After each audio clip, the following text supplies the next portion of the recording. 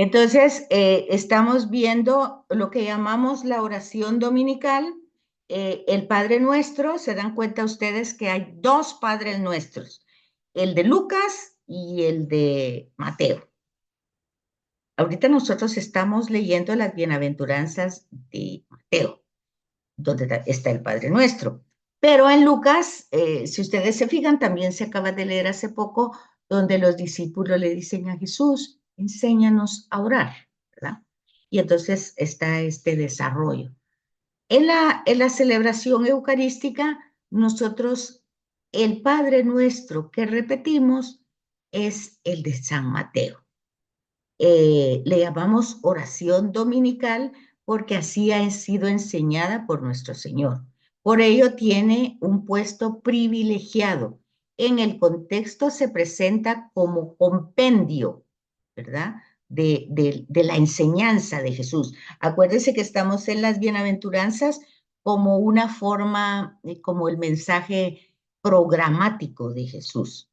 Eh, entonces, acordarse cuando en la celebración eucarística nosotros lo decimos, uno, que no es nuestra oración, es la oración de Jesús, que Él la hizo con todo el corazón, con todo su sentido, con toda su verdad, sabiendo quién es Él, sabiendo quién es el Padre, y está transmitiendo lo más íntimo de su oración. Entonces, cuando nosotros lo repetimos, como ya sea que estamos rezando el rosario o que estamos en la celebración eucarística y lo hacemos sin ningún sentido de saber que no nos pertenece, que tal vez ni siquiera forma parte de nuestros sentimientos ni de nuestra realidad, porque aunque decimos a Dios Padre, pues no nos tratamos fraternalmente los unos a los otros.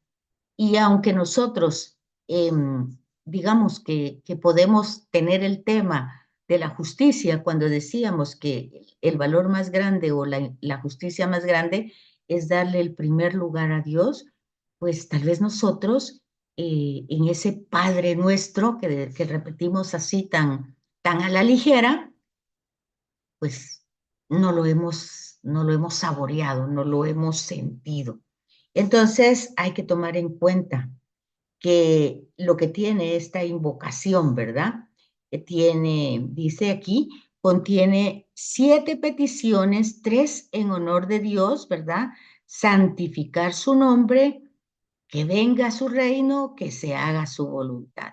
Pero fíjense que ese reino viene si nosotros lo estamos pidiendo para trabajar en ese reino, para colaborar en ese reino, para que ese reino prospere, para dejar que nosotros no seamos obstáculo en ese reino. Entonces, y la santificación del nombre, pues lo hace Dios. Y nosotros, pues, recibimos esa santificación también. Y lo más interesante es que su voluntad y la nuestra no estén en choque, sino que nosotros nos podamos hacer a la voluntad de Él. Entonces, por eso, esas son las 3 primeras invocaciones o peticiones, ¿verdad? En honor a Dios. Y luego las siguientes, que son las necesidades básicas que Dios sabe que necesitamos. El alimento, o sea, el pan nuestro de cada día, pues eso resume las necesidades básicas de alimento, de cobijo, ¿verdad? O sea, de un techo. Pero lo más importante, el alimento, el cobijo, es el perdón que nos da para que nosotros perdonemos. Es aquella parábola de aquel rey que le perdona a su criado la gran deuda que tiene. Cuando se encuentra con alguien que le debe, lo lógico es que le perdone, pero no lo hace. Entonces, no se perdona porque seamos buena gente ni mejor personas. El perdón es una manera de otorgarle al otro la posibilidad de salvarse, la oportunidad de liberarlo de cualquier consecuencia que pueda tener sus actos y dejarlo libre, ¿verdad? Entonces, ese es el tema del perdón. Entonces, perdona, perdona, porque tú nos perdonas, no porque nosotros seamos mejores. y no nos dejes caer en la tentación. Darse cuenta que en la celebración eucarística el Padre Nuestro no termina ahí, sino que continúa. Líbranos, Señor, de todos los males. Continúa la parte del Padre Nuestro. Entonces, el amén es hasta después, cuando ya antes de dar la paz y termina esa oración, entonces ya nosotros le damos lo que hemos recibido de Dios, la gracia que hemos recibido de Dios, que ha sido la paz, porque hemos sido perdonados, porque tenemos un encuentro feliz con Él. Entonces le damos la paz al que está del lado izquierdo, porque ahí está nuestro corazón, ¿verdad? No es que como que fuéramos Miss Universo, pues dándole la paz a toda la iglesia, sino que es el sentido de los signos y el sentido de la oración, el sentido de la invocación, ¿verdad? Esa invocación a Dios Padre también la encontramos en los sapienciales, en Salmos 89:27 y en Eclesiástico 51:10. Lucas, cuando escribe, no dice Padre nuestro, solo dice Padre. Y hay otras diferencias, ¿verdad? Entonces nosotros, ¿qué podríamos decir? Bueno, ¿y cuál es el Padre nuestro original? Como eso ya hemos visto que todo fue primero tradiciones orales, ¿verdad? Y que después se pusieron por escrito, pues seguramente hubo distintas formas de transmitir esta oración. Pero la iglesia primitiva parece que utilizó desde el principio, según Pablo, esta de San Mateo. Entonces, cuando nosotros hablamos de santificar, que también es similar a bendecir, no es dar, sino reconocer. Nosotros, Dios bendice siempre, no bendice porque nosotros se lo pedimos.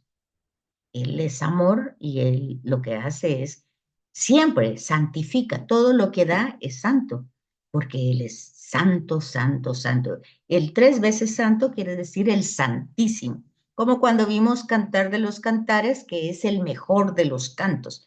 Entonces, cuando nosotros decimos que Dios es santo, santo, santo, es que nosotros reconocemos esa excelencia, esa extraordinaria esencia de ese ser. Entonces no se trata de título, ni se trata de fama, según Isaías, ¿verdad? Es el que anuncia la santidad y la da. Está también en Ezequiel. Entonces, esa santidad va para todos.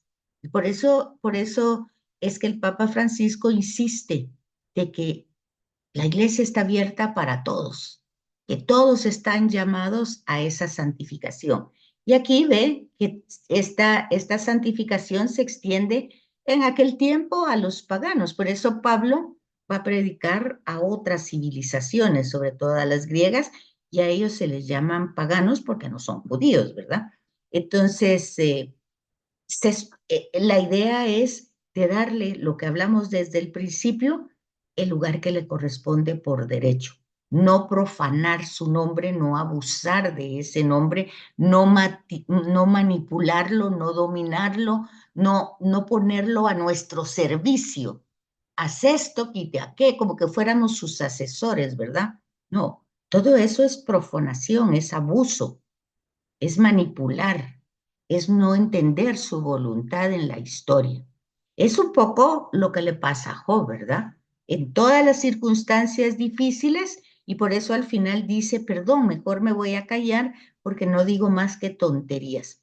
Lo verdadero es que te conocía de oídas. Hasta ahora mis ojos te han visto. Él ve y experimenta esa realidad salvadora a través del sufrimiento. También lo vimos como tema, ¿verdad? El sentido del sufrimiento cuando nosotros en lugar de resistirlo le damos el verdadero significado que es el de purificar, ¿verdad? El de purificar nuestras circunstancias familiares, personales y todo tipo de relación. Ahora cuando decimos el reinado de Dios, venga a nosotros tu reino, pues no se trata de algo que ha de venir o que está, ¿verdad? el mensaje de Jesús que se realiza a través de la historia y que necesita que nosotros colaboremos con nuestras manos, con nuestra escucha, con nuestra palabra, anunciándolo, llevando, perdonando, haciendo todo lo que aquí se va presentando en estos capítulos. Entonces, cumplir los designios, o sea, la voluntad de Dios, es ejercer ese reinado para que los demás se salven, ¿verdad? O sea, el designio y la voluntad es concreta, no es una petición de que las tragedias que están pasando y esa es la voluntad de Dios. No, todo en el proyecto de Dios tiene un sentido, tiene una razón de ser y puede que yo no la entienda, pero definitivamente la sabiduría de Dios. Acuérdense, en los libros de sabiduría, los salmos sobre todo, tus caminos no son mis caminos. Y en Job, ¿quién eres tú para preguntar cuando yo estaba haciendo los océanos, dónde estabas? Cuando yo estaba poniendo la base en el cosmos, ¿dónde estabas?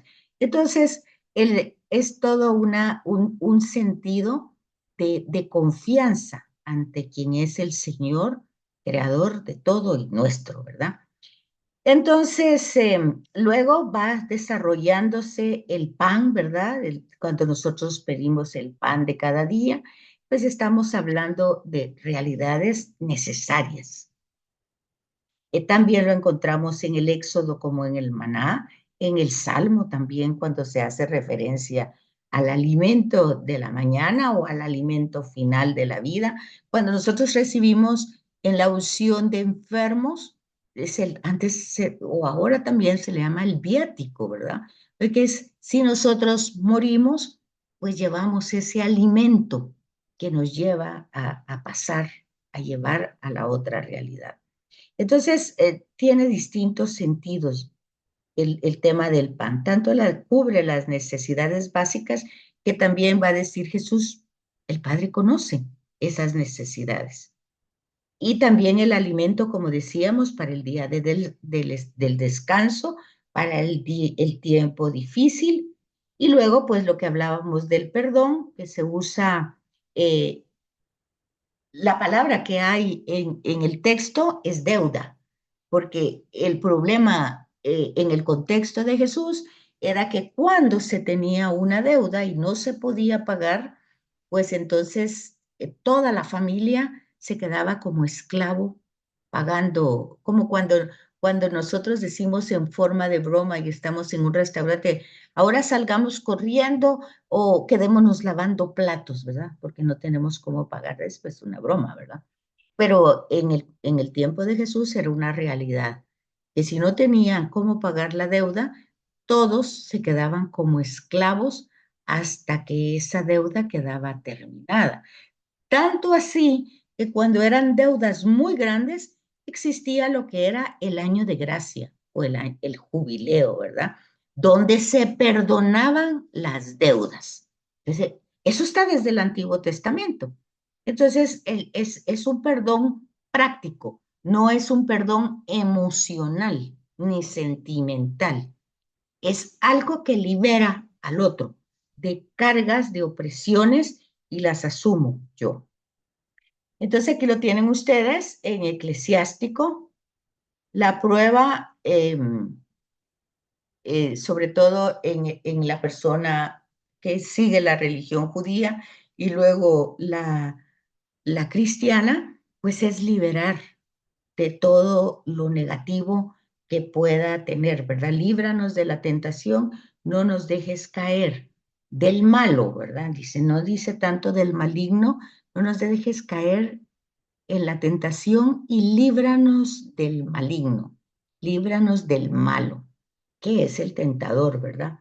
Que es el que realmente trata de que nosotros desviemos el camino. Eso en relación a la oración. En relación al ayuno, pues es voluntario, ¿verdad?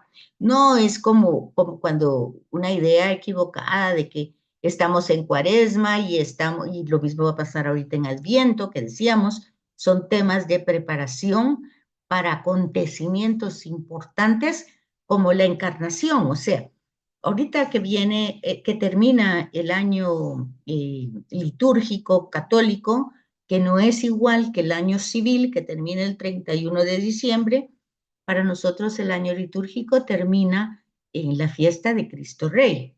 Y entonces, a partir de eso empieza el Adviento, ¿verdad? Y el Adviento es una preparación para un acontecimiento. No se trata de regalos, no se trata de consumismo, no se trata de carreras, no se trata de regalos, se trata del acontecimiento del amor de Dios que se encarna en la persona de Jesús. Ese es un acontecimiento, acontece en mi vida, pasa en mi vida. Si yo lo sustituyo con todo ese trajín que el comercio, la mercadotecnia ha desarrollado y que ya ustedes se dan cuenta que en los almacenes, pues prácticamente ya está anunciado, ¿verdad? Nosotros no hemos terminado el año litúrgico. Nosotros todavía vamos por una semana del tiempo ordinario, pero el comercio ya se adelantó, pero no está celebrando el acontecimiento, está aprovechando la mentalidad consumista para hacer mercadeo y publicidad. Y nosotros que parecemos, ¿qué parecemos? Que con un poquito de ese tipo de, ¿qué? Como que nos llaman la atención, ahí vamos, ¿verdad? Para ese lado. Y se nos olvida el acontecimiento verdadero que es la encarnación del amor de Dios para salvarnos, para que nosotros podamos ver humanamente cómo se vive el proceso de la conversión y de la salvación. Entonces, todas esas insinuaciones publicitarias que nosotros como mosquitas caemos ahí, ¿verdad? Pues, o como aquellas palomillas cuando les ponen debajo de los focos, ponen un balde de agua, ahí se ahogan. Así somos nosotros. Nos vamos con toda esa publicidad pensando que eso es Navidad. Y no, eso no tiene nada que ver ni las carreras, ni la desesperación, ni el estrés, ni el consumismo, ni las grandes comidas, no tiene que ver nada de eso.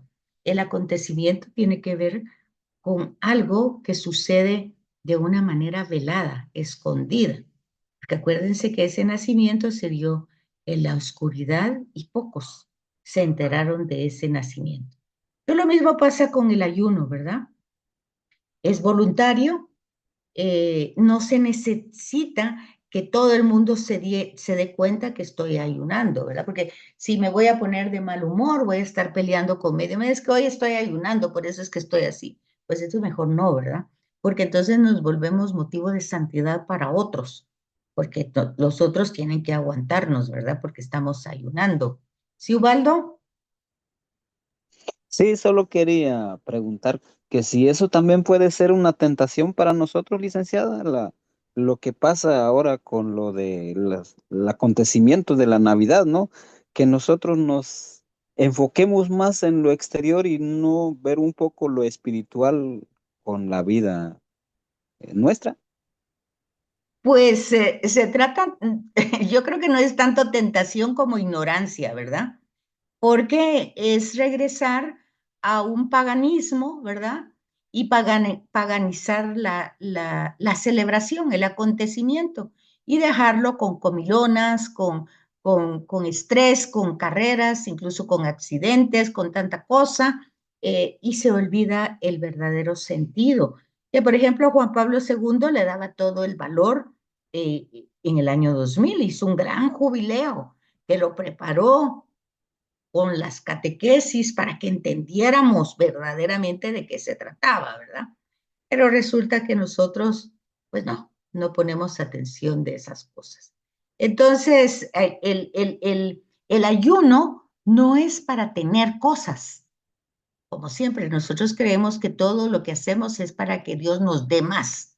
No, el ayuno es para que nosotros tomemos el control de nuestras pasiones, de nuestras inclinaciones, de nuestras tendencias y podamos ser discípulos de Jesús, de seguirlo, ¿verdad? Entonces es importante encontrar las recomendaciones sobre los bienes que tenemos, ¿verdad? El tema de la pobreza que está en la primera bienaventuranza. Una manera de no acumular el tema del ayuno, el tema de la limosna, el tema de la oración. Todo eso lo enseña Proverbios 19, Eclesiásticos 29, Eclesiástico 3, el tema de la limosna. Entonces, se dan cuenta ustedes que en las bienaventuranzas se pone en práctica todo el sentido sapiencial. Luego, en los versículos del 22 al 23 del capítulo 6, pues pareciera que hay como juego de palabras, ¿verdad? Si tu ojo es causa de distorsión de mal, quítatelo, ¿verdad? Si tu mano, si tu pie,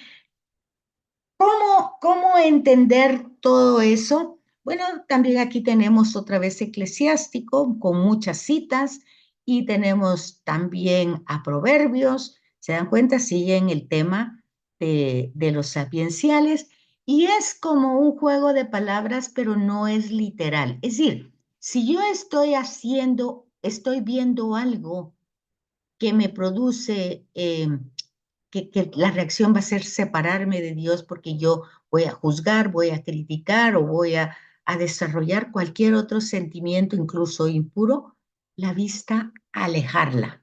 Si el pensamiento me viene a algo que va a hacer que yo tenga una separación en esa relación, pues quitarla, así como que es un mosquito que me está molestando, un zancudo cuando me está silbando, solo con la mano lo espanto. Igual, los pensamientos, si tu ojo, si tu mano, si soy proclive a agarrar las cosas que no me pertenecen, o si soy proclive a llevar mi camino, mis pies hacia otro lado, todo eso de lo que yo puedo ser proclive, pues entonces todo eso hay que quitarlo. Entonces aquí se utilizan metáforas. Ahí es donde nosotros tenemos que conocer los géneros literarios, ¿verdad? Para no darle el sentido, porque no se trata tampoco, ay, no, es que eso era una manera de decir, pero no es cierta. Sí es cierta, pero no es de esa manera, no es mutilando, no es quitando, ¿verdad? Sino que es apartando la vista, apartando la mano, apartando el pie. Entonces, eh, esto está atestiguado, dice, en la literatura rabínica, o sea, en los sapienciales. Entonces, donde se habla del ojo enfermo, ¿verdad? De la mano tuida. Entonces, ese juego de palabras consiste en sobreponer los sentidos, ¿verdad? Porque ya decíamos que a través de los sentidos, pues es por los sentidos que caemos en la tentación. Eso le pasó a Eva, ¿verdad? ¿Recuerdan? Escuchó algo que le llamó la atención, también vio algo apetitoso, lo olió y luego pues lo comió. Entonces es a través de los sentidos. Entonces se trata de sobreponerse a los sentidos. El ojo, que es donde entra todo, ¿verdad? Incluso la codicia, la ambición, la envidia, cuando veo que al otro le está yendo bien y siento cólera, ¿verdad? Entonces, toda esta realidad, el ojo es por donde entra la luz a nuestro cuerpo, ¿verdad? Entonces, de alguna manera, dice el Papa Francisco, si yo tengo la mirada limpia, si yo tengo la mirada generosa, si yo trato de no ser envidioso, tacaño, de no quedarme en la oscuridad, entonces estos verbos van a encajar en el sentido de Eclesiástico 14, ¿verdad? El tema de Mamón, pues es el tema del culto al dinero, ¿verdad? El dios dinero, que se llamaba en la cultura pagana el dios Mamón. Y pues causa muchos problemas. ¿Cuántas familias, hermanos se pelean por tierras, por casas? rivalizan, eh, como que fuera lo único que existe, ¿verdad? Y lo que está diciendo esta metáfora es, no, si esto te va a condenar, tú aléjate, tú quítate, sácate el ojo, quítate la mano, quítate el pie, dame todo lo que puedas, te puedas quitarte. Si te imponen hacer algo, tú da más para que esto salga de tu propia libertad. Porque eso va a ir siguiendo de esa manera, ¿verdad? Cuando nosotros nos afanamos para tener mayor seguridad, lo que pasa es que esa seguridad, pues ya la tenemos en otro lado. Ya no necesitamos confiar en Dios. Y eso es típico de una mentalidad pagana, ¿verdad? Entonces, también es típico en nuestra mentalidad individualista y capitalista, cuando nosotros tenemos esa mentalidad de privacidad, mi casa, mi carro, todo es mío, nada. O sea, es una cosa tan aprensiva que, pues, imagínense lo difícil que entre el mensaje de Jesús en una mentalidad así, ¿verdad? Entonces, todo este tipo de cosas en los versículos 24 al 34 condena el afán excesivo a esa seguridad, porque eso lleva a la falta de confianza en Dios. Y recomienda la concentración de los valores del reino, la confianza en el Padre.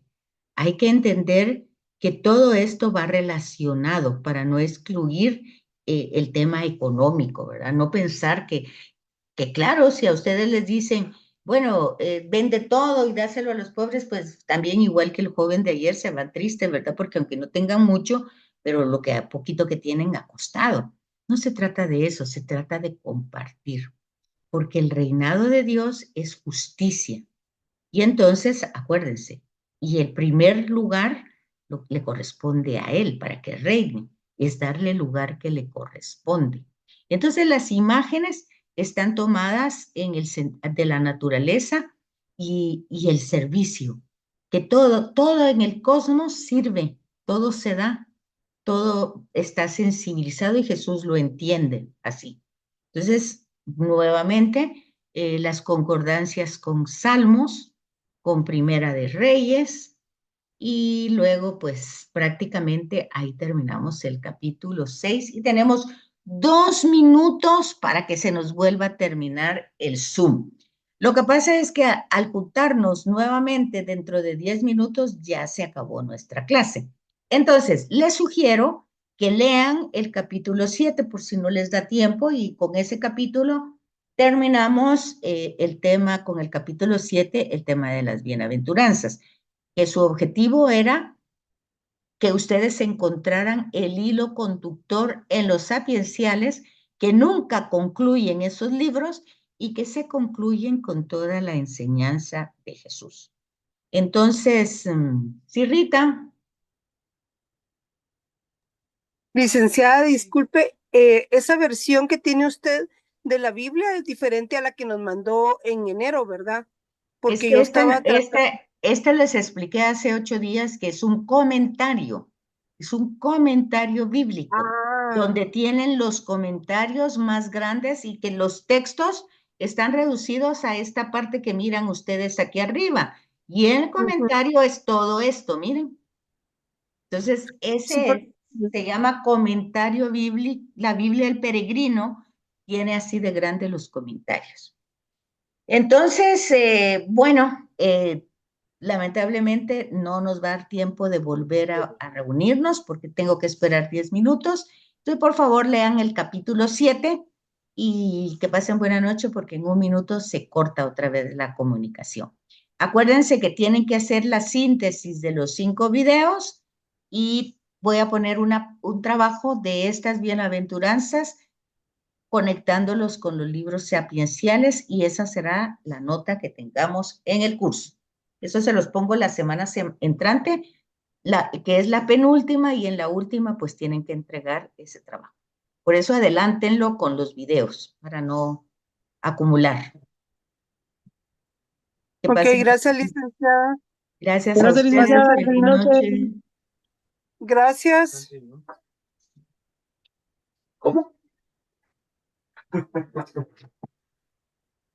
La gente se está fregando.